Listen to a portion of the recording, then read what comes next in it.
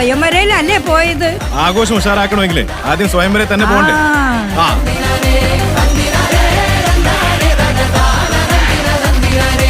ആഘോഷം ഉഷാറാക്കാൻ സ്വയംവര.